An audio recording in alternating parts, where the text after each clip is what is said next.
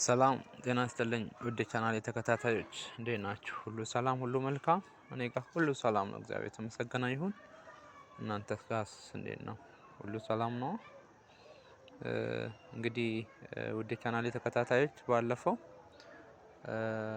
ስለ ድህነትና ችግሮቹ አንድ ቪዲዮ ሰርቼላችሁ ነበረ። በዛ ቪዲዮ ድህነት ማለት ምን ማለት እንደሆነ ያለውን ተጽዕኖ በእኔ እይታ ለመዳሰስ ሞክሬያለሁኝ።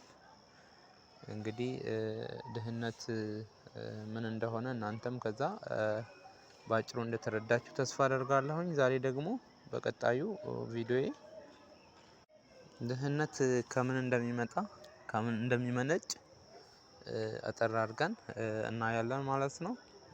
ቀጥታ ወደዛ እንሄዳለን። እስከ ፍጻሜው እንድትከታተሉኝ ኮሜንት እንድትሰጡኝ እንድታበረታቱኝ እና ላይክ እንድታደርጉኝ እየጠየቅኩኝ ቀጥታ ወደዛ እንሄዳለን። እንግዲህ እንደሚታወቀው ድህነት ብዙ ምክንያቶች ቢኖሩትም ከነዛ ውስጥ ጥቂቶቹን አንድ ሶስቱን እናያለን። ዋና ዋናዎቹ ማለት ነው።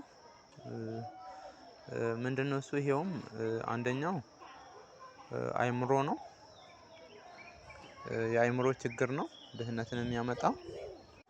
የአይምሮ ችግር ነው ስንል ሰው እንግዲህ ድህነቱን ተቀብሎ ልለወጥ አልችልም፣ ለድህነት ነው የተፈጠርኩት ብሎ ራሱን አሳምኖ ለለውጥ እቅድ ሳያወጣ ዝም ብሎ በድህነቱ አምኖ ድህነቱን ተቀብሎ መኖር ሲጀምር ያው ምንም ተአምራዊ ለውጥ ሊመጣለት አይችልም። ካልተንቀሳቀሰ፣ ለለውጥ እቅድ አውጥቶ ስራን ካልሰራ፣ የሚችለውን ነገር ካላደረገ ከድህነት ሊወጣ ስለማይችል ይሄ ለድህነት በጣም ትልቅ አስተዋጽኦ ማድረግ የሚችል ችግር ነው ማለት ነው።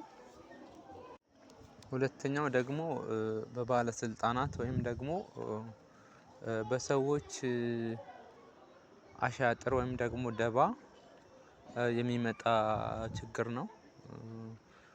ይሄ ምንድነው እሱ ብለን ካሰብን ባለስልጣናት ተቃራኒ ሰዎችን ከነሱ ተቃራኒ የቆሙትን ኢኮኖሚካሊ ደካማ እንዲሆኑ እነሱ ላይ አቅም እንዳይኖራቸውና የእነሱን ተቃራኒ እንዳይደግፉ በሴራ በደባ የሚያደርጉት የሚፈጥሩባቸው ጫና ነው ድህነትን የሚያመጣው። ይሄ የሀገሪቱንም ኢኮኖሚ የሚያደክምና ወደ ድህነት የሚያመጣ የኑሮ ውድነትን የሚጨምር ሴራ ነው የሚሆነው። ጥቂቶች ብቻ ስላደጉና ስለተለወጡ ሀገሪቷ ታድጋለች ማለት ስላልሆነ ይሄ ቶታሊ የህዝቡን ድህነት ቶታል ፖቨርቲ የሚባለውን ያመጣል ማለት ነው። ይሄኛው ነው። ሶስተኛው የድህነት ምክንያት መሆን የሚችለው የተፈጥሮ አደጋ ነው። የተፈጥሮ አደጋ እንግዲህ እንደሚታወቀው